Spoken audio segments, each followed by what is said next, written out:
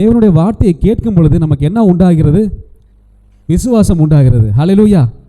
அப்போது தேவனுடைய வார்த்தையை நாம் கேட்கிறவர்களாக மட்டுமில்லை, அதன்படி செய்கிறவர்களாக நம்ம இருக்க வேண்டும். பாருங்கள். ஹல்லேலூயா. உற்சாகமாக இருக்கீங்களா? நீங்கள் தேவனுடைய சத்தத்தை கேட்க நான் வந்திருக்கிறேன் சொல்கிறவங்களா ஒரு ஹல்லேலூயா சொல்லுங்கள். தேவனுடைய வார்த்தை எனக்கு தேவை என்று சொல்லுகிறவர்கள் ஒரு ஹல்லேலூயா சொல்லுங்கள்.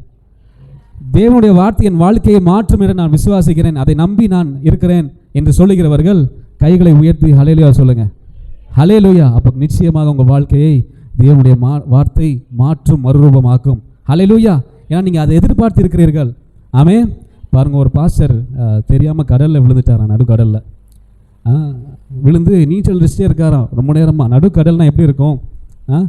அப்போ ரொம்ப நேரமாக ஆண்டவரே என்னை காப்பாற்றுங்க காப்பாற்றுங்கன்ட்டு கத்திக்கிட்டே இருக்கார் அவர் பாஸ்டர். அப்போ திடீர்னு ஒரு கப்பல் அங்கிட்டு வருதான் பாருங்கள். வரும்போது அந்த கப்பலில் இருக்கவங்களாம், பாஸ்டர் வாங்க வந்து ஏறிக்கோங்க ஏறிக்கோங்க, நாங்கள் காப்பாற்றுறோன்றாங்களாம். எனக்கு வேண்டாம் வேண்டாம், நான் வரல, என்னை தேவன் வந்து காப்பாற்றிட்டோம் அப்படின்னு சொல்லிட்டு அவருக்கு வார்த்தையை விட்டுட்டாராம். அதுக்கப்புறம் மீன் பிடிக்கிறவங்க வராங்களாம் அவருக்கு பின்னாடி. அவங்களும் அந்த பாஸ்டரை பார்த்து, போதகரே வாங்க வாங்க என் கப்பலில் ஏறுங்க, நான் உங்களை காப்பாற்றிடுறேன், கரையில் போய் நாங்கள் விட்டுறோம். ஆண்டவர் தான் நீ வந்து காப்பாற்றணும் அப்படின்றாராம். பாருங்கள், அவங்களும் போயிட்டாங்களாம். அதுக்கப்புறம் யாருமே வரலையா. சிறிது நேரம் ஆக ஆக அவர் மூழ்கி இறந்து போயிடறாராம். பாருங்கள், இறந்து போனதுக்கு அப்புறம் பரலோகம் போகிறாராம். பரலோகம் போனப்போ ஆண்டவர்கிட்ட கேட்குறாரு, ஆண்டவரே உங்கள்கிட்ட கேட்டால் ஜெபம் பண்ணால் உங்களை நோக்கி கூப்பிடுகிற யாவருக்கும் செவி கொடுப்பேன் என்று சொல்லியிருக்கிறீங்க, நான் சாக போகும்போது எதுக்கு என்னை வந்து காப்பாற்றலை அப்படின்ட்டு அந்த பாஸ்டர் கேட்டாராம். அப்போ ஆண்டவர் சொன்னாராம், அட முட்டாளே, உன்னை காப்பாற்றுறதுக்கு 2 படகு அனுப்பிச்சதே நான் தான். ஹல்லேலூயா. பாருங்கள், தேவனுடைய வார்த்தை எப்படினாலும் உங்களுக்கு வந்து சேரும். பாருங்கள். ஹல்லேலூயா. நம்ம அதை புரிந்து கொள்ள வேண்டும், அதை கற்றுக்கொள்ள வேண்டும். எது தேவனுடைய வார்த்தை என்று பகுத்தறிகிற ஆவி நமக்கு இருக்கும் பொழுது அந்த காரியம் நிச்சயமாய் வாய்க்கும். ஹல்லேலூயா. நம்ம எதுக்கு சபைக்கு வந்து கூடியிருக்கிறோம்? எதுக்கு ஒரு ஜெப ஐக்கியத்தோடு சேர்ந்திருக்கிறோம்? எதுக்கு நாம் ஆராதிக்கிறோம்? தேவனுடைய வார்த்தையை பெற்றுக்கொள்ளும்படியாக. அந்த வார்த்தை நம் வாழ்க்கையை மாற்றும் என்று விசுவாசத்தோடு இருக்கும் பொழுது அந்த காரியம் வாய்க்கும். ஆமென். ஹல்லேலூயா. ஆடுகள் தம் மேய்ப்பனுக்கு செவி கொடுக்குமா? பாருங்க. ஹல்லேலூயா. மேய்ப்பன் தன் ஆடுகளை பெயர் சொல்லி அழைக்கிறான். பாருங்க. ஹல்லேலூயா. நம் மேய்ப்பர் யாருன்னு பார்த்தோம்? ஆண்டவராகிய இயேசு கிறிஸ்து. அவருடைய சத்தத்தை நம்ம அறிந்திருக்கும் பொழுது நம்முடைய காரியங்கள், அவருடைய வார்த்தை என்ன என்று நமக்கு தெரியும். பகுத்தறிகிற ஆவியை தேவன் நமக்கு தருகிறார். ஹல்லேலூயா. ஸோ தொடர்ச்சியாக இந்த வாரம் நாம் பார்க்கக்கூடிய வேத பகுதி, தேவனுடைய வார்த்தை என்னவென்றால், அமர்ந்திருந்து அறிந்து கொள். அமர்ந்திருந்து அறிந்து கொள். அமைதியாக உட்கார்ந்து தேவன் யார் என்று நீ புரிந்து கொள். கர்த்தர் உங்களுக்காக யுத்தம் செய்கிறார். ஹல்லேலூயா. ஹல்லேலூயா. பாருங்க, ஒரு மனிதனா நமக்கு அநேக போராட்டங்கள் இருக்கு. சம்பளம் பத்தாதவங்களுக்கு சம்பளம் கூட வேணுன்ற போராட்டம், வியாதியாக இருக்கிறவங்களுக்கு கொஞ்சம் நல்லா இருந்தால், கொஞ்சம் ஹெல்த்து நல்லா இருந்தால் எல்லாம் சரியாயிருமே அப்படின்ற போராட்டம், குறைவு இருக்கிறவங்களுக்கு இந்த குறைவு நிறைவாய் மாறுமான்ற போராட்டம். இப்போ மனுஷனுக்கு எல்லா போராட்டமும் இருக்குது. பாருங்கள், பிள்ளைகளை குறித்து சில பேருக்கு போராட்டம், மிச்ச பிள்ளைய மாதிரி நம்ம பிள்ளை இல்லையென்ற ஒரு போராட்டம், நமக்கு பொருளாதார ஆசீர்வாதம் இல்லையே அப்படின்ற ஒரு போராட்டம். இப்படி வாழ்க்கையில் பல போராட்டங்கள் நமக்கு இருக்கிறதா இல்லையா? எனக்கு போராட்டமே இல்லைன்னு சொல்கிறீங்களா யாராச்சும்? ஒரு போராட்டம் இல்லை அப்படின்னு சொன்னால் அடுத்த நாள் வேறு ஒரு பிரச்சனை நமக்கு வரும். ஹல்லேலூயா. இப்போ வாழ்க்கை முழுவதும் ஏதாவது ஒரு காரியங்கள், ஏதாவது ஒரு பிரச்சனைகள் நமக்கு வரும் போகும். ஆனால் அதன் மத்தியில் தேவன் நம்மோடு இருந்து நம்மை வெற்றி சிறக்க பண்ணுகிறார். ஹல்லேலூயா. இந்த காலை வேளையிலே தேவன் உங்களை பார்த்து சொல்லுகிறார், அமர்ந்திருந்து அறிந்து கொள்ளுங்கள். ஒரு வேத பகுதியை வாசிப்போம். சங்கீதம் 46:10.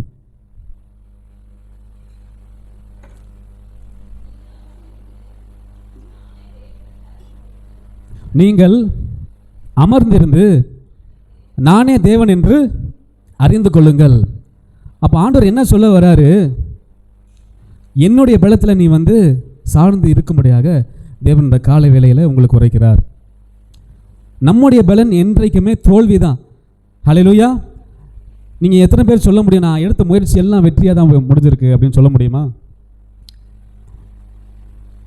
தேவன் இல்லாமல் நம்ம எந்த காரியம் செய்தாலும் அது தோல்விதான். ஹல்லேலூயா. இன்னொரு வசனங்களை வாசிப்போம். சங்கீதம் 46:1 வாசிப்போம்.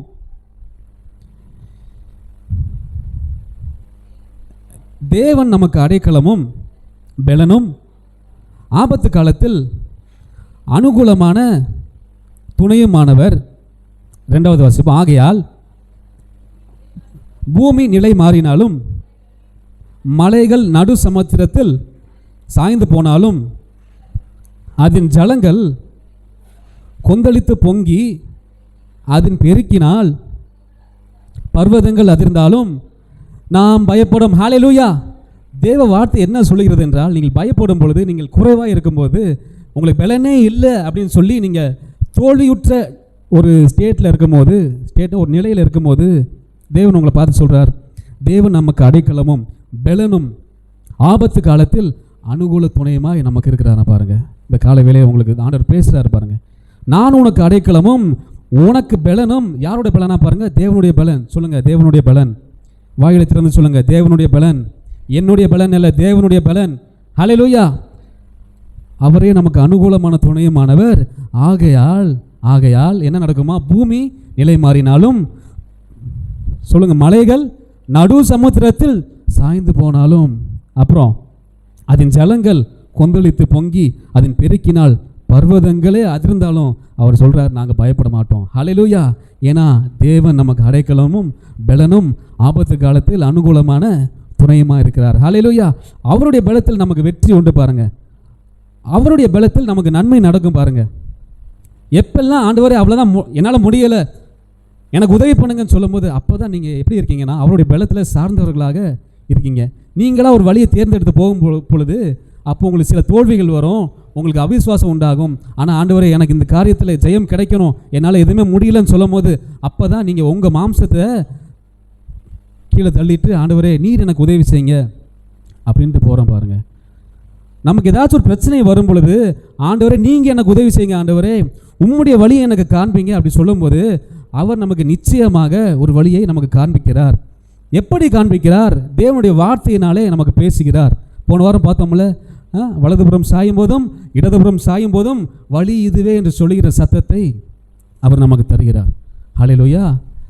அப்போது பிரச்சனை வரும் பொழுது நம்மளா ஒரு வழியை கிரியேட் பண்ணிவிட்டு நம்மளா ஒரு பாதைகளை உண்டு பண்ணி போகும்போது அதில் பாருங்கள், அதில் ஏதாச்சும் ஒரு சைடு எஃபெக்ட்ஸ் இருக்கும் பாருங்கள். ஆபிரகாமுக்கு ஆண்டவர் என்ன சொல்கிறாரு? உனக்கு ஒரு புத்திரனை கொடுப்பேன் அப்படின்னு சொல்கிறாரு. ஆனால் ஆபிரகாம் என்ன செய்கிறாரு? சாராள் மூலமாக ஆகார் என்ற ஒரு அடிமை பெண்ணை ஆபிரகாமுக்கு மனம் செய்து அதன் மூலமாக ஒரு ஜென்ரேஷனை உண்டாக்குறாரு பாருங்க. இதன் விளைவு என்ன ஆகுது? இஸ்மவேல் சொல்லி ஒரு சந்ததி உண்டாகுது. அந்த சந்ததி இப்போ வரைக்கும் நமக்கு விரோதமாக தான் இருக்காங்க பாருங்க.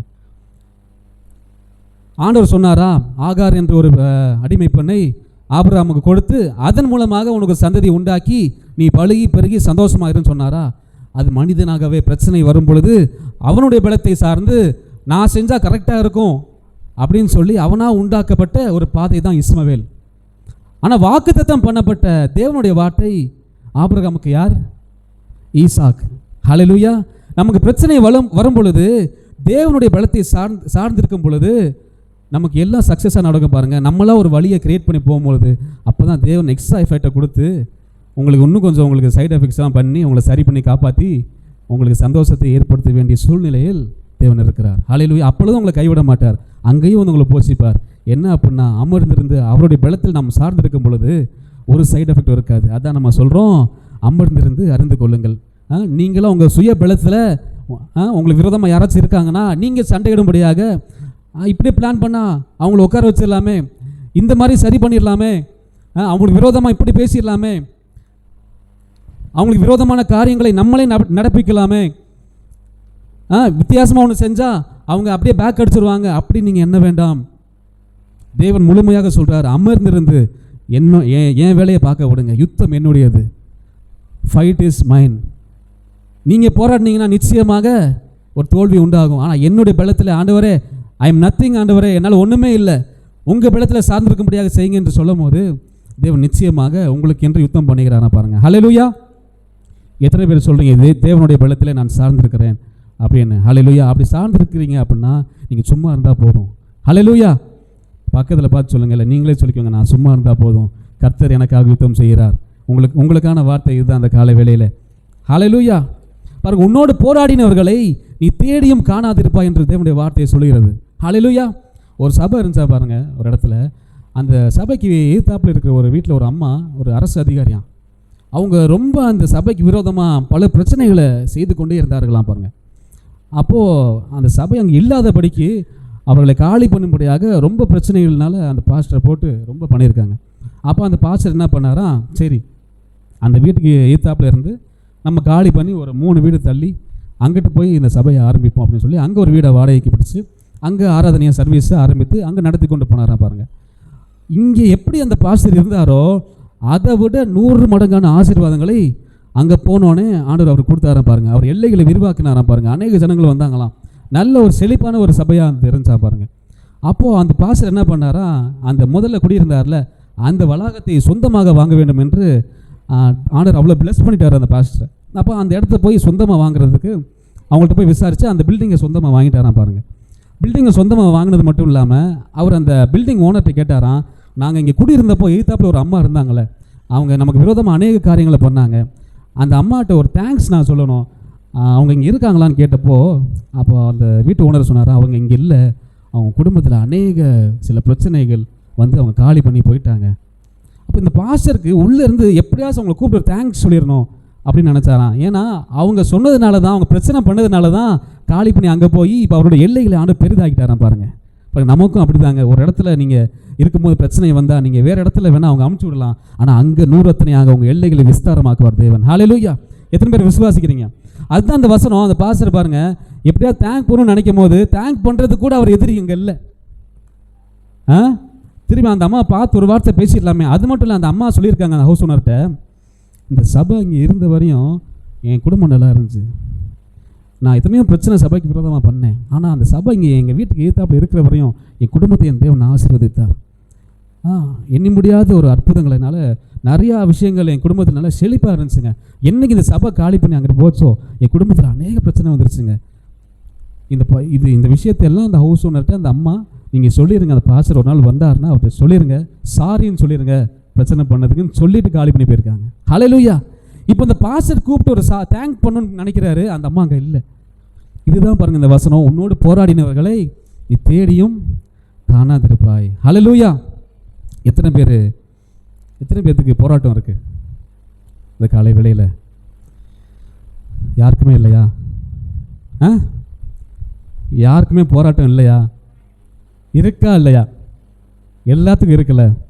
இந்த காலை வேளையில் தீர்க்க தரிசனமாக ஆண்டவர் சொல்கிறாரு, நீ அதை தேடினாலும் இனிமேட்டு கண்டுபிடிக்க முடியாது.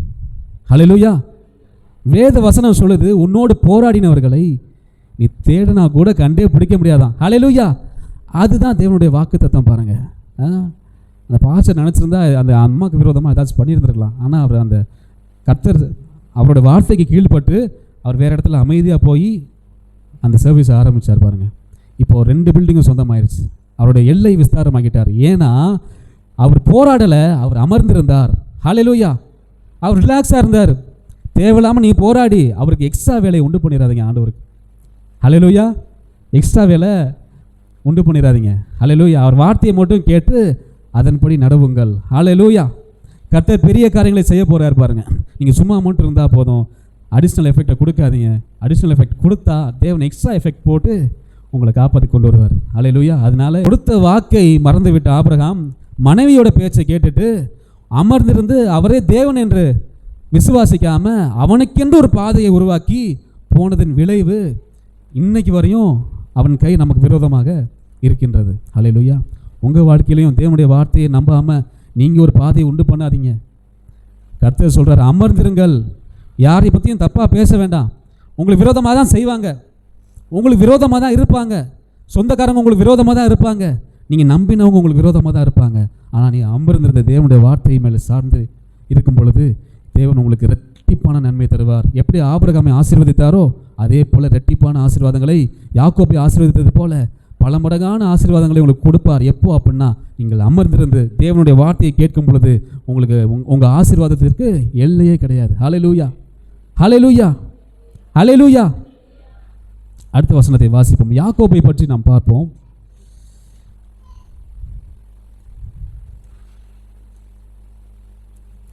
பாருங்க, இதே போல் யாக்கோபு தான் தேவன் சொன்னதை எப்படி ஆபிரகாமை பற்றி நாம் பார்த்தோமோ தேவன் சொன்ன வார்த்தையை மறந்துவிட்டு சுய பலத்தில் எப்படி இந்த ஆசீர்வாதத்தை, எப்படி இந்த தேவனுடைய நன்மையை சுதந்திரிக்கலாம் அப்படின்னு சொல்லிட்டு யாக்கோபும் போராடுறாரு பாருங்க. இது ஆல்ரெடி நம்ம பேசணும் ஒன் டைம். ஒரு வசனத்தை வாசிப்போம். ஆதியாகமம் 28:12 பாருங்க. யாக்கோபுக்கு தேவன் சொப்பனம் மூலமாக ஒரு வாக்குத்தத்தங்களை கொடுக்கிறார். யாருக்கு கொடுக்கிறார்? யாக்கோபுக்கு. ஆமென். என்ன கொடுக்கிறார்? ஒரு வாக்குத்தத்தத்தை கொடுக்கிறார். இப்போ அதை தான் நம்ம வாசிக்க போகிறோம். அங்கே அவன் ஒரு சொப்பனம் கண்டான். இதோ ஒரு ஏணி பூமியிலே வைக்கப்பட்டிருந்தது, அதன் நுனி வானத்தை எட்டியிருந்தது, அதில் தேவதூதர் ஏறுகிறவர்களும் இறங்குகிறவர்களுமாய் இருந்தார்கள்.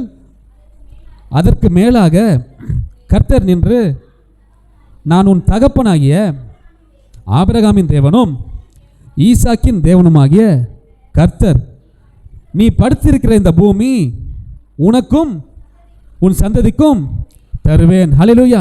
பாருங்க, யாக்கோபை ஒரு சொப்பனத்தின் மூலமாக தேவன் சந்திக்கிறார். என்ன சொப்பனம் கண்டாரு? இப்போ வாசித்த வார்த்தை யார் யார் கேட்டீங்க கரெக்டாக? அந்த சொப்பனம் என்ன? அவர் படுத்திருக்கிற அந்த இடத்துல ஒரு ஏணி இருக்கு.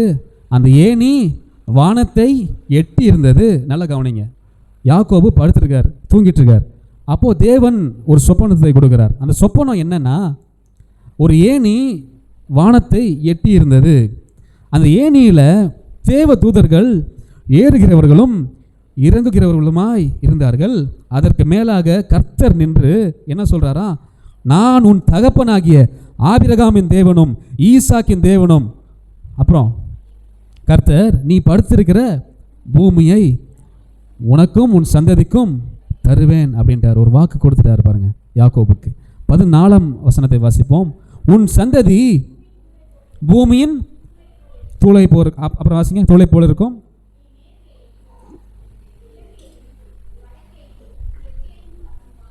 நீ மேற்கேயும் கிழக்கேயும் வடக்கேயும் தெற்கேயும் பரம்புவாய். உனக்குள்ளும் உன் சந்ததிக்குள்ளும் பூமியின் வம்சங்கள் எல்லாம் ஆசீர்வதிக்கப்படும். ஹல்லேலூயா. இந்த வாக்கு உங்களுக்கும் கொடுக்கிறார். உனக்குள்ளும் உன் சந்ததிக்குள்ளும் பூமியின் வம்சங்கள் எல்லாம் ஆசீர்வதிக்கப்படும். நான் இயேசுவின் நாமத்தினாலே சுதந்திரித்துக் கொள்கிறேன். எத்தனை பேர் சொல்றீங்க? ஹல்லேலூயா. இங்கே பேசுகிற வார்த்தைகள் எல்லாம் ஜீவன் உள்ளது. இது வெறுமையா நான் சும்மா யதார்த்தமாக பேசுகிற வார்த்தை கிடையாது. இது எல்லாம் ஜீவனுள்ள வார்த்தை. இதை நீங்கள் யதார்த்தமாக எண்ணாமல் உயிருள்ள வார்த்தைகளை எண்ணும் பொழுது கர்த்தர் உங்கள் வாழ்க்கையை மாற்றுகிறார். ஹல்லேலூயா. பாருங்க, இது மாதிரி ஒரு பிளெஸ்ஸிங்கை ஆபிரகாமுக்கு அடுத்து யாக்கோபுக்கு ஆண்டவர் பேசுகிறார். உன் சந்ததி பூமியின் தூளை போல இருக்கும். நீ மேற்கேயும் கிழக்கேயும் வடக்கேயும் தெற்கேயும் பரம்புவாய். உனக்குள்ளும் உன் சந்ததிக்குள்ளும் பூமியின் வம்சங்கள் எல்லாம் ஆசீர்வதிக்கப்படும். அதோட மேலான ஒரு வார்த்தையை சொல்றார். இதுதான் ரொம்ப முக்கியம். 15ஆம் வசனத்தை வாசிங்க. நான் உன்னோட இருந்து நீ போகிற இடத்திலெல்லாம் உன்னை காத்து இந்த தேசத்திற்கு திரும்பி வர பண்ணுவேன். அதுக்கப்புறம் வாசிங்க. நான் உனக்கு சொன்னதை செய்யும் அளவும் உன்னை கைவிடுவதில்லை. இதுதான் ரொம்ப முக்கியமான வார்த்தை. ஹல்லேலூயா. எல்லாத்தையும் சொல்லிட்டாருங்க. சொல்லிட்டு யாக்கோபு முழிக்கிறார். கடைசியாக ஒரு வார்த்தை சொல்றாரு. இது எல்லாம் நான் சொன்னதை செய்யும் அளவும் உன்னை நான் கைவிட மாட்டேன். ஹல்லேலூயா. இதுதான் அந்த முக்கியமான வார்த்தை. இப்போ நம்ம யாக்கோபு இருக்காரு பார்த்தீங்களா, இந்த வார்த்தைகளை கேட்ட பின்பு மெய்யாகவே கர்த்தர் தான் என்கிட்ட பேசினார்னு சொல்லி ஒரு பலிபீடத்தை உண்டாக்கி பெத்தேல் ஒரு பேரை போட்டு அபிஷேகமும் பண்ணிட்டு வந்துடுறாரு பாருங்க. எத்தனை பேத்துக்கு தேவன் பேசியிருக்கிறார்? எத்தனை பேத்துக்கு இந்த ஆண்டின் ஆரம்பத்தில் வாக்குத்தத்தங்களை தேவன் கொடுத்திருக்கிறார்? நான் சொல்றேன், அந்த வாக்குத்தத்தங்களை அவர் செய்யும் அளவும் உங்களை கைவிடுவதே இல்லை. எத்தனை பேர் பெற்றுக்கொள்றீங்க? ஆமென். அப்போ இந்த வாக்குத்தத்தம் கிடைச்சிருச்சு. அந்த வார்த்தையை நீங்க கேட்டுட்டீங்கன்னா நீங்க என்ன பண்ணணும்? Sit back and relax. அமர்ந்திருந்து நானே தேவன் என்று அறிந்து கொள்ளுங்கள். ஆமென். இப்போ யாக்கோபு என்ன பண்றாரு? தேவனுடைய வாக்குத்தத்தங்களை எல்லாவற்றையும் கேட்டுட்டார் பாருங்க. அதுக்கப்புறம் தான் வாழ்க்கையில் இந்த வார்த்தைகளை கேட்கறது பிரச்சனை இல்லை. அதுக்கப்புறம் நடக்கும் போது தான் நம்ம எப்படின்ட்டு ஆண்டவர்கிட்ட காமிக்கணும், நிரூபிக்கணும். பிரச்சனை வரும்பொழுது தான் அந்த வாக்குத்தத்தம் செயல்படும் பாருங்க. யாக்கோபு எல்லா வாக்குத்தத்தங்களையும் பெற்றுக்கொண்டார். அதுக்கப்புறம் சோதனை வரும்போது அவர் புலம்புறாரு பாருங்க. தேவனின் பெலன் என்று அவருக்கு அறிவில்லை. அவர் தேவனுடைய பலத்தில் சார்ந்திருக்கவில்லை. ஏசா அவருக்கு விரோதமாக வரான்னு கேள்விப்பட்ட உடனே அவருடைய வார்த்தைகளை பார்ப்போம். ஆதியாகமம் 32:6 பார்ப்போம்.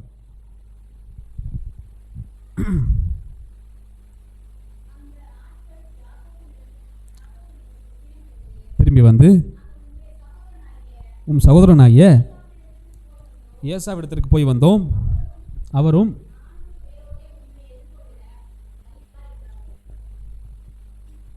பாருங்க. இப்போ ஏசா யாரு? ஏசா யாரு? யாக்கோபோட சகோதரன். ஹல்லேலூயா. இப்போ அது ஏசா இவருக்கு விரோதமாக வரும் பொழுது இவர் தேவ வாக்குத்தத்தத்தை பெற்ற தேவன் தான் என்னோட பேசினார் என்று சொல்லி அபிஷேகம்லாம் பண்ணி வந்த யாக்கோபு இப்போ எப்படி புலம்புறாருன்னு பார்த்தீங்கன்னா, 7ஆம் வசனத்தை வாசிப்போம்.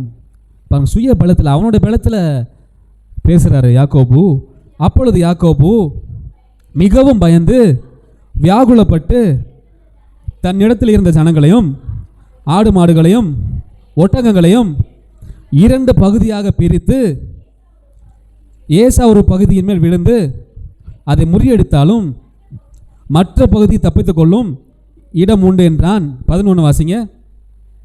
என் சகோதரனாகிய ஏசாவின் கைக்கு என்னை தப்புவியும் ஆண்டவரே, அவன் வந்து என்னையும் என் பிள்ளைகளையும் என் தாய்மார்களையும் முறியடிப்பானே என்று சொல்லி அவனுக்கு பயந்திருந்தான். நான் சொல்கிறேன், எப்பெல்லாம் நீங்கள் உங்கள் பலத்தில் சார்ந்திருக்கிறீங்களோ உங்களுக்கு பயம் உண்டாகும். எப்பெல்லாம் நம்ம 10,000 தான் சம்பளம் வாங்குவோம், ஆனால் 50,000 சம்பளம் வாங்குறவனோட நம்ம நல்லா இருப்போம். ஏன்னா கர்த்தருடைய ஆசீர்வாதம் நமக்குள்ளே இருக்கிறது. கர்த்தருடைய ஆசீர்வாதமே ஐஸ்வர்யத்தை தரும், அதனுடைய வேதனையை அவர் கூட்டாராம் பாருங்க. இப்போ கர்த்தருடைய ஆசீர்வாதம் என்றால் என்னன்னு கேட்டிங்கன்னா, அவருடைய பலத்திலே சார்ந்திருப்பது. பிரச்சனை வரும்போது அவர் பார்த்து கொள்வார் அப்படின்னு நீங்கள் விசுவாசமாக இருப்பது தேவனுடைய பலத்தில் நீங்கள் சார்ந்திருப்பதாக அர்த்தம். அதனுடைய விளைவு தான் அமர்ந்திருக்கிறது. நீங்கள் அமர்ந்திருக்கிறது அப்படின்னா சும்மா இல்லை, அவரை துதிக்கிறது என்று அர்த்தமாக பாருங்கள். சும்மா இருங்களேன், உங்களுக்கு 2 துதி பாட்டை பாடுங்களேன், உங்கள் பிரச்சனை தன்னால் தீர்ந்துட்டு பாருங்கள். ஏன்னா அது ஒரு ஆக்ஷன் ஆஃப் ஃபெய்த், ஒரு விசுவாசத்தின் ஒரு ஆக்ஷனாக இருக்குது பாருங்கள். இப்போது யாக்கோபு என்ன சொல்கிறாரு? என் சகோதரனாகிய ஏசாவின் கைக்கு என்னையும் தப்புவியும், அவன் வந்து என்னையும் என் பிள்ளைகளையும் தாய்மார்களையும் முறியடிப்பான் என்று நான் அவனுக்கு பயந்திருக்கிறேன். ஹல்லேலூயா. இப்போது 32:24 வாசிப்போம். இப்போது யாக்கோபு தன் சுய பலத்தில் பேச ஆரம்பிச்சிட்டார். தேவன் நம்ம கூட இருக்கிறாரு, வாக்குத்தத்தங்களை கொடுத்துருக்கிறாரு, நிச்சயமாக நம்மை காப்பாற்றுவார் என்ற விசுவாசம் இல்லாமல், ஏன்னா அவர் மாம்சத்தில் பேசும்போது எப்போவுமே பயம் வந்துருச்சுன்னா அந்த மாம்சம் ஆட்டோமேட்டிக்காக நெகட்டிவான வார்த்தைகளை பேச ஆரம்பிச்சிருப்பாருங்க. இப்போ அப்படி தான் பேசுகிறாரு. ஆனால் நம்ம ஆண்டவர் இருக்கார் பார்த்தீங்களா? எப்போல்லாம் நீங்கள் இப்போ டவுனாக இருக்கீங்களோ, எப்போல்லாம் புலம்புறீங்களோ, எப்போல்லாம் என் பிள்ளை கொட்டி என்ன பண்ணும், எப்போல்லாம் என்னுடைய தேவைகள் சந்திக்கப்படும், எப்போல்லாம் என்னுடைய நான் திட்டமிட்ட காரியம் நடக்கும் என்று சோர்ந்து போயிருக்கும் பொழுது தேவன் உங்கள் மத்தியில் வருவார் பாருங்க, இறங்கி வருவார். நான் சொன்னேன் அவன் கேட்காம புலம்புறானேன்னு சொல்லிட்டு விட்டுட்டு போகிற தேவன் இல்லை, அப்பொழுதும் உங்கள் மத்தியில் வந்து உங்களுக்கு உதவுகிற தேவன் தான் நம் தேவன். ஹல்லேலூயா. இப்போது புலம்பிட்டு இருக்க இந்த டைமில் தான் தேவன் யாக்கோபை நோக்கி வராரு பாருங்க. அந்த வசனத்தை வாசிப்போம்.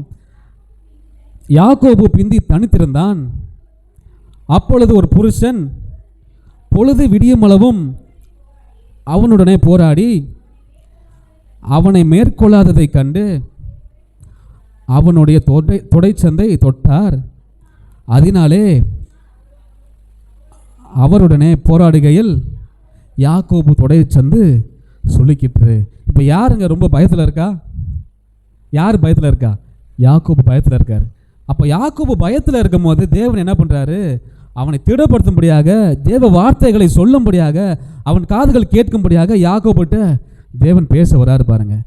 எப்பவுமே நீங்கள் புரிஞ்சுக்கோங்க, நீங்கள் உங்கள் பலத்தில் எனக்கு பண்ணி கொடுங்க, உங்கள் பலத்தில் நீங்கள் சார்ந்திருக்கும் பொழுது அதில் ஏதாச்சும் வேதனைகள் உண்டாகும் பாருங்கள். ஹல்லேலூயா. இப்போ யாக்கோபு பிந்தி தனித்திருந்தான். அப்பொழுது ஒரு புருஷன் பொழுது விடியும் அளவும் ஆண்டவர் பேச தான் வர்றாரு யாக்கோபுட்ட. ஆனால் யாக்கோபு இப்போ என்ன சொல்கிறாரு? இரவு முழுவதும், இங்கிலீஷில் போட்டிருக்கு, ஹி ரெசல் வித் காட். ரெசில் அப்படின்னா போராட்டம், சண்டை போடுற மாதிரி. என்னை ஒழுங்கு ஆசீர்வதிங்க எனக்கு அப்படின்னு சொல்லிட்டு கர்த்தரோட போராட்டம் பாருங்க. அவர் முழுவதும் போராடி போராடி போராடி போராடி பார்க்குறான். யாக்கோபை தேவன் ஆசீர்வதிக்கவில்லை. ஏன்னா, ஏன் தெரியுமா உங்களுக்கு? யாராச்சும் சொல்லுங்க ஏன்னு.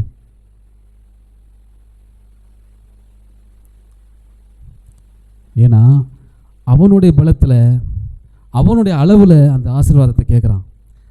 இவன் போராடி போராடி பெற்றுக்கொள்வது தேவனுக்கு பிரியமில்லை. ஹல்லேலூயா.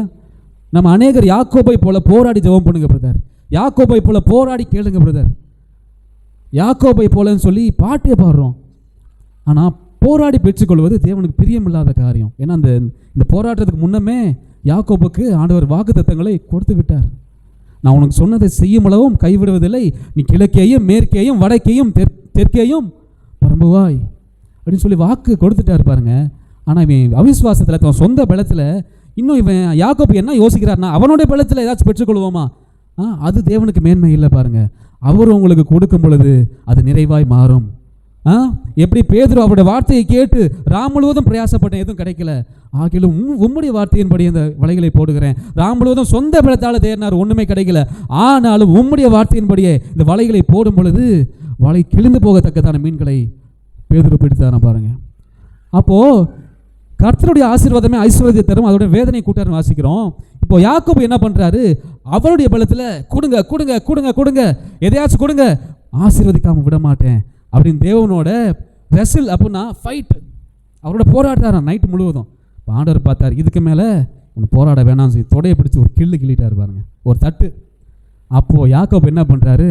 அதுக்கு மேலே போராட முடியல. ஏன்னா யாக்கோபு கால் ஒரு மாதிரி ஆயிடுச்சு, சுளுக்கிருச்சு, அவரோட நிற்க முடியல, பலவீனமான ஆயிட்டான் பாருங்க. வேதம் சொல்கிறது பலவீனன் பலவான் எனப்படுவான். அப்போது வீக் ஆனதுக்கப்புறம் ஆண்டவர் சொல்கிறாரு, அப்போ தான் அவனை ஆசீர்வதிக்கிறார். என் பலத்தில் நீ வாங்கிக்கோ, ஓம் பலத்தில் ஆசீர்வாதம் பெற்றுக்கொள்ளாத. ஹல்லேலூயா. நீ கேட்டு ஓம் பலத்தில் உன்னோட அளவில் நான் ஆசீர்வதிக்கலை. நீ கேட்கறதுக்கு முன்னாடியே ஆதியாகமம் 32 எதில் பார்த்தோம்? அங்கேயே 28:12 அவனை பிளஸ் பண்ணிட்டாரு. அந்த அறிவு அவனுக்கு இல்லாமல் முழுவதும் போராடி கேட்குறான். ஆனால் ஆண்டவர் ரொம்ப கோபமாயிட்டார். அப்போ அவர் என்ன சொல்கிறாரு? அவனை தொடையில் கிள்ளிட்டார் பாருங்க, அவன் சுளுக்கிச்சு, அவன் கால் இப்படி தான் நொண்டி தான் பேசுகிறான். இப்போ அவன் பின்னாடி போயிட்டான். ஆண்டவர் மேலே நின்று சொல்கிறாரு, நான் கிளம்புறேன் போதும் அப்படின்ட்டார் யாக்கோபை பார்த்து. அப்போயும் அவர் என்ன சொல்கிறார் யாக்கோபு? அவன் 26ஆம் வசனத்தை வாசிப்போம். அவர் நான் போகட்டும், பொழுது விடுகிறது என்றார். அதற்கு அவன், நீர் என்னை ஆசீர்வதித்தாலுடைய உம்மை போக விடேன் என்றான். ஆண்டவர் அந்த சண்டை போகிறத நிப்பாட்டித்தார் பாருங்க. அப்போ ஆண்டவர் என்ன சொல்கிறார்? உன் பேர் என்ன அப்படின்னு கேட்குறார். உன் பேர் என்ன என்று கேட்டார். யாக்கோபு என்றான். அப்பொழுது அவர், உன் பேர் இனி யாக்கோபு எனப்படாமல் இஸ்ரவேல் எனப்படும், நீ தேவனோடும் மனிதரோடும் போராடி மேற்கொண்டாயே என்றார். ஹல்லேலூயா. அவன் எப்படி போராடி தானே மேற்கொண்டான். அப்படியும் ஆண்டவர் என்ன பண்ணுறார்? அவருடைய அன்பை காமிக்கிறார். நீ போராடின, இருந்தாலும் உன்னை ஆசீர்வதிக்கிறேன். ஆசீர்வதித்தது மட்டும் இல்லை, ஒரு வார்த்தை சொல்கிறாரு, இனி உன் பேர் யாக்கோபு எனப்படாமல் இஸ்ரவேல் எனப்படும், தேவனோடும் மனிதரோடும் போராடி மேற்கொண்டாய் என்றார். 29ஆம் வசனத்தை வாசிப்போம். யாக்கோபு உங்களுடைய நாமத்தை அறிவிக்க வேண்டும் என்று கேட்டான். அதற்கு அவர், நீ என் நாமத்தை கேட்பானேன் என்று சொல்லி அங்கே அவனை ஆசீர்வதித்தார். ஆண்டவர் பயங்கர கோபமாக இருக்கார் யாக்கோபு மேலே. ஹல்லேலூயா. அவர் எப்பொழுதும் தம்முடைய நாமத்தை வெளிப்படுத்துகிற தேவன். யாக்கோபு, ஆண்டவரே நீங்கள் பிளஸ் பண்ணிட்டீங்க, உங்கள் பேரையாச்சும் சொல்லிட்டு போங்க ஆண்டவரே என்று கேட்கும் பொழுது, என் பேரை கேட்காத, அவர் கோபமாக இருக்கார் ஆண்டவர். அவரை முழுவதும் அவரை வற்புறுத்தி அந்த பிளஸ்ஸிங்கை கேட்டதுனால கோபமாக இருக்கார் ஆண்டவர் பாருங்க. என் பேரை கேட்காதன்ட்டார். அது மட்டும் இல்லை பாருங்க, 30ஆவது வசனத்தில் அவர் சொல்கிறார், தேவனை நான் முகமுகமாய் கண்டேன், நான் உயிர் தப்பி பிழைத்தேன். தொடை 31 வாசிப்போம். அவன் பெனியலை கடந்து போகையில் சூரியன் உதயமாயிற்று, அவன் தொடை சுளுக்கினாலே நொண்டி நொண்டி நடந்தான். பாருங்கள், நீங்கள் இந்த மாதிரி உங்கள் பலத்தை சார்ந்து நீங்கள் பிளஸ்ஸிங்கை கேட்டிங்கன்னா நீங்கள் எப்படி நடக்கணுமா? பிளஸ்ஸிங்கை வாங்கிட்டு யாக்கோபை போல் இப்படி நொண்டி நொண்டி நொண்டி தான் போகணும். ஏன்னா உங்கள் பிள்ளை ஏதாச்சும் ஒரு பிளஸ்ஸிங் உங்கள்கிட்ட கேட்டுச்சுன்னா 2 அடி அடிச்சுட்டு நீங்கள் கொடுக்க மாட்டீங்க. உங்கள் பிள்ளை ஒரு விஷயத்தை கேட்குதுங்க, நீங்கள் வந்து எதை கேட்டாலும் வாங்கி கொடுக்கக்கூடிய ஒரு நல்ல பெற்றோர்களாக நீங்கள் இருக்கீங்க. ஏன்னா அவ்வளோ ப்ளெஸ் பண்ணியிருக்காரு ஆண்டவர் உங்களை. உங்கள் பிள்ளை எதை கேட்டாலும் நீங்கள் வாங்கி கொடுக்க முடியும், அவ்வளோ பணம் உங்கள்கிட்ட இருக்குது. அப்போ உங்கள் பிள்ளை ஒன்று உங்கள்கிட்ட கேட்கும் போது நீங்கள் உங்கள் பிள்ளையை அடிச்சுட்டு வாங்கி கொடுப்பீங்களா? வாங்கி கொடுத்துருவீங்களே. வசனம் சொல்லுது, கர்த்தருடைய ஆசீர்வாதமே ஐஸ்வர்யத்தை தரும், அதனோடைய எதை கூட்டாரா? வேதனையை கூட்டார். இப்போ யாக்கோபு என்ன பண்ணுறாரு? அவர் வாக்குத்தத்தத்தை மறந்துட்டார். இப்போ அவரோட பலத்தில் பிளெஸ்ஸிங்கை கேட்கும் போது ஆண்டவர் அது வரையும் கொடுக்கவே இல்லை. அவன் தொடைய தட்டுறாரு, அவன் வீக் ஆகிட்டான். அதுக்கப்புறம் ப்ளெஸ் பண்ணிவிட்டு அவர் பேரை கூட சொல்லாமல் போகிறாரு. அதுக்கப்புறம் யாக்கோபு என்ன வாக்குத்தத்தம் வாங்கின யாக்கோபு என்ன பண்ணுறாரு? நோண்டி நோண்டி நோண்டி போகிறாரு பாருங்கள். ஹல்லேலூயா. அமர்ந்திருந்து நானே தேவன் என்று அறிந்து கொள்ளுங்கள், யுத்தம் என்னுடையது, உங்களோட போராடினவர்களை நீங்கள் தேடியும் காணாதிருப்பீர்கள். ஹல்லேலூயா. இன்னொரு பகுதியை வாசித்து முடிப்போம்.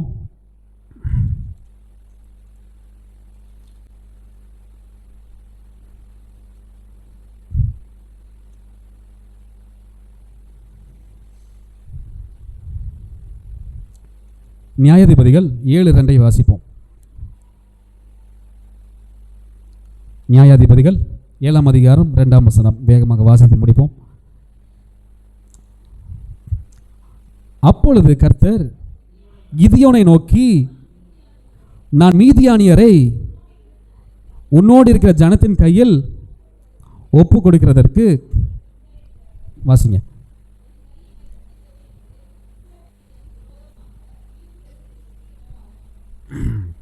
பாருங்க. அப்பொழுது கர்த்தர் கிதியோனை நோக்கி, நான் மீதியானியரை உன்னோடு இருக்கிற ஜனத்தின் மேல் கையை ஒப்பு கொடுக்கிறதற்கு அவர்கள் மிகுதியாக இருக்கிறார்கள், என் கை என்னை ரட்சித்தது என்று இஸ்ரவேல் எனக்கு விரோதமாக வீம்பு பேசுகிறதற்கு இடமாகும். பாருங்க, எல்லா துதியும் எல்லா கனமும் எல்லா மகிமையும் யாருக்குரியது? தேவன் மட்டுமே உரியது. பாருங்க பாருங்க, இஸ்ரேல் மக்கள் ஏதாச்சும் ஒன்று நடந்துச்சுன்னா அவங்க என்ன பேசுவாங்களாம் பாருங்க, தேவனை மறந்துட்டு நம்மளால தான் நடந்துச்சு, எங்கள் பலத்தில் தான் நடந்துச்சு அப்படின்னு சொல்லி மேன்மை பாராட்டுவாங்களாம் பாருங்க. அவங்களே ஏதாச்சும் ஒரு சொரூபத்தை உண்டு பண்ணி அதுக்கு ஆராதிப்பாங்களாம் பாருங்க. அதுக்கு தான் ஆண்டவர் சொல்கிறாரு, என் கை என்னை ரட்சித்தது என்று இஸ்ரவேல் எனக்கு விரோதமாக வீம்பு பேசுகிறதற்கு இடமாகும் சொல்லிட்டு பாருங்க. அந்த மீதியானியரை அந்த மக்கள் பாருங்க, மொத்தம் 1,35,000 பேர் இருக்காங்களாம் மீதியானியர். அந்த 1,35,000 பேர்த்த ஆண்டவர் வெறும் 300 பேர்த்த வச்சு முறியடிக்கிறார் பாருங்க. ஹல்லேலூயா. இது சாத்தியம் இல்லாத காரியம் தான் பாருங்க. 1,35,000 பேர்த்த வெறும் 300 பேர். இந்த 300 பேரும் யார் அப்படின்னா, இந்த 300 பேர்த்தையும் ஃபில்டர் பண்ணுறாரு இஸ்ரவேலிருந்து. எப்படின்னா, பயமாக இருக்கவெல்லாம் ஓடி போயிருன்றாரு. முதல்ல பயத்தோடு இருக்கவெல்லாம் ஓடி போயிட்டான். அப்புறம் ஒரு டெஸ்ட் வைக்கிறாரு, தண்ணியை போய் எல்லாத்தையும் போய் குடிக்க வை அப்படின்றாரு. அப்போது அதில் டைரெக்டாக நாய் மாதிரி அப்படியே சாஸ்தாகமாக விழுந்து தண்ணி குடிக்கிறவனெலாம் ரெஜெக்ட் பண்ணிவிட்டு கையில் எடுத்து குடிக்கிறவனெல்லாம் செலக்ட் பண்ணுறாரு. இப்படி 300 பேர்த்த செலக்ட் பண்ணி இந்த 1,35,000 பேர்த்த ஆண்டவர் முறியடிக்கிறார் பாருங்கள். இந்த 300 பேரும் யாருன்னு கேட்டிங்கன்னா, இவங்க இந்த 300 பேருமே தேவனுடைய பலத்தை சார்ந்து பேசுகிறவர்கள். இந்த 300 பேருமே எனக்காக தேவன் யுத்தம் பண்ணுவார், தேவன் எது சொன்னாலும் அப்படி செய்கிற மனிதர்கள். ஹல்லேலூயா. அதே மாதிரி தேவன் உங்களை கூப்பிட்டாருன்னா உங்களை போய் களத்தில் இறங்கி அடித்து சண்டை போடுன்னு சொல்கிற தேவன் இல்லை. இந்த 300 பேர் என்ன பண்ணாங்கன்னு கேட்டிங்கன்னா, அங்கே போய் ஒரு எக்காலத்தை மட்டும் தான் ஊதுறாங்க. அங்கே தேவன் என்ன பண்ணுறாரு? ஒரு அதிசயங்களை உண்டாக்கி, ஒரு அற்புதங்களை உண்டாக்கி, எதிரிகள் தங்களுக்குள்ளே வெட்டுண்டு மடிந்தார்களாம் பாருங்கள். இந்த வசனத்தை வாசிப்போம். நியாயாதிபதிகள் 7:16 வாசிப்போம். அந்த 300 பேரை 3 படையாக வகுத்து அவர்கள் ஒவ்வொருவன் கையிலும் ஒரு எக்காலத்தையும் வெறும் பானையையும் அந்த பானைக்குள் வைக்கும் தீவட்டியையும் கொடுத்து அவர்களை நோக்கி, நான் செய்வதை பார்த்து அப்படியே நீங்களும் செய்யுங்கள் அப்படின்றார பாருங்க. 22 வாசிப்போம். 7:22. 300 பேரும் எக்காலங்களை ஊதுகையில் கர்த்தர் பாளையமெங்கும் ஒருவர் பட்டயத்தை ஒருவருக்கு விரோதமாய் ஓங்க பண்ணினார். ஹல்லேலூயா. பாருங்கள், இந்த 300 பேர்த்தையும் ஆண்டவர் களத்தில் இறக்கி நீங்கள் போட்டு அடித்து சண்டை போடுங்கன்னு சொல்லலை. இந்த எக்காலத்தை ஊதும் பொழுது பாருங்கள், எதிரிகள் ஆட்டோமேட்டிக்காக அவங்களுக்குள்ளேயே சண்டை போட்டு வெட்டிட்டு செத்துடுறாங்க பாருங்கள். இந்த எக்காலம் எதற்கு அடையாளமாக இருக்கிறது என்று பார்த்தோம் என்றால் துதிக்கு அடையாளமாக இருக்கிறது. ஹல்லேலூயா. எக்காலம் ஊதும் போது எதிரிங்க ஆட்டோமேட்டிக்காக என்ன பண்ணுறாங்க, அவங்களுக்குள்ளேயே வெட்டுண்டு செத்து போகிறாங்க பாருங்கள். அப்போ உங்களுக்கு விரோதமாக ஒரு போர் வரும்போது, இந்த உலகத்தில் எத்தனையோ பிரச்சனைகள் இருக்குது, பிரச்சனைகள் வரும் பொழுது எக்காலத்தை எடுத்து ஊதுங்கள். ஹல்லேலூயா. எக்காலம்னா என்னங்க, துதிங்க. ஹல்லேலூயா. ட்ரம்பட் சவுண்ட் எதுக்கு? சங்கீதத்தில் பார்த்தீங்கன்னா 153 போட்டிருக்கு, எக்கால துணியோடு அவரை துதியுங்கள், துதிப்பதினால் உங்கள் விசுவாசம் தேவன் மேலே இருக்கும் பாருங்க. ஹல்லேலூயா. அப்போ பிரச்சனை வரும்போது எனக்கு தேவை இருக்குது, என்ன பண்ணனே தெரியலன்ற கொஸ்டின் மார்க் வரும்போது எக்காலத்தை எடுத்துருங்க. துதிக்கும் போது என்ன நடக்குதுன்னா எதிரிகள் ஆட்டோமேட்டிக்காக வெட்டுண்டு மறித்து போகிறார்கள் பாருங்கள். 1,35,000 பேர்த்த வெறும் 300 பேர்த்த வச்சு ஒன்றுமே அவங்க பண்ணலை, அமர்ந்திருந்து துதித்தார்கள். ஹல்லேலூயா. எக்காலத்தை எடுத்து ஊதுறாங்க. ஊதும் போதே எல்லாம் வெட்டுண்டு மடிந்து போகிறார்கள். உங்கள் வாழ்க்கையிலும் அதான் பாருங்கள். யார்ட்டையும் சொல்லவே முடியாத பிரச்சனை வரும்போது கூட நீங்கள் யார்ட்டையும் சொல்ல வேணாம். ஏன்னா உங்கள் பிரச்சனையை யாராலையும் தீர்க்க முடியாது, தேவனை தவிர. அப்போது நீங்கள் எக்காலத்தை எடுத்து ஊதுங்க. பிரச்சனையே பேசாதீங்க. எக்காலத்தை எடுத்து, ஆண்டவரே என்னுடைய குறையை தீர்க்க நீர் மட்டும்தான் முடியும். துதிக்கும் பொழுது விடுதலை உண்டாகிறது. ஹல்லேலூயா. எத்தனை பேர் துதிக்க ரெடியாக இருக்கீங்க? ஹல்லேலூயா.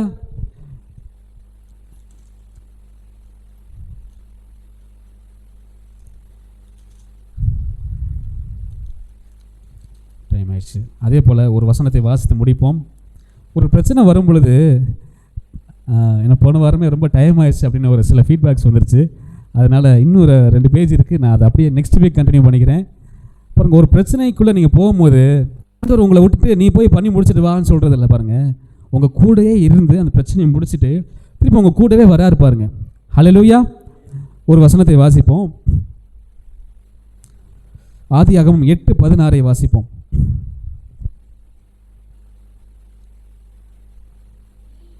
நீயும் உன்னோட கூட உன் மனைவியும் உன் குமாரரும் உன் குமாரரின் மனைவிகளும் பேழையை விட்டு புறப்படுங்கள். ஹல்லேலூயா. இங்கிலீஷில் போட்டிருக்கு, go out from the ark you and your wife and your sons wife. அப்படின்னா என்ன? அப்படின்னா பேழைக்குள்ளே இருந்து ஆண்டவர் சொல்கிறாராம், கோ அவுட். அப்படின்னா நீங்கள் வெளியே இருந்து வெளியே வான்னு சொல்ல முடியாது பாருங்கள். உள்ளேருந்து சொன்னாதான் நீ வெளியே போ, சர்ச்சுக்குள்ளேருந்து நீ வெளியே போந்தானே சொல்ல முடியும். அதே மாதிரி இந்த நோவாவையும் அவங்க குடும்பங்களையும் பேழைக்குள்ளே போகும்போது ஆண்டவர் கம் இன் அப்படின்றாராம் பாருங்கள். கம் இன் அப்படின்னா அவர் பேழைக்கு வெளியே இல்லை, உள்ளே போயிட்டு நீ உள்ளே வா அப்படின்றாரு. அதே மாதிரி அந்த வெள்ளங்கள் அந்த தண்ணியெல்லாம் கரைஞ்சதுக்கப்புறம் படவை திறந்துட்டு கோ அவுட் அப்படின்றாரு. கோ அவுட் அப்படின்னா அவர் உள்ளே இருந்து தான் இங்கே வெளியே போங்க அப்படின்றாரா பாருங்கள். அப்போது இந்த பிரச்சனைகள் வரும் பொழுது தேவன் உங்கள் கூடையே இருந்து ஜெயத்தை தருகிறவராக இருக்கிறார். அந்த 40 நாளும் நோவா கூட தேவன் இருந்திருக்கிறார். படகுக்குள்ளே தான் இருந்திருக்கார், அந்த ஆர்க்குள்ளே தான் இருந்திருக்கார். அவர் எங்கேயும் விட்டுட்டு போகல. பிரச்சனை உங்களுக்கு ஒரு பிளானை கொடுத்தாருன்னா அந்த பிளானை செய்து முடிக்கிற வரையும் உங்கள் கூட தான் இருக்கிறார் பாருங்கள். அவர் சொன்னதை செய்கிற வரையும் உங்களை கைவிடுவதே இல்லை. கண்களை மூடி ஜெபிப்போம்.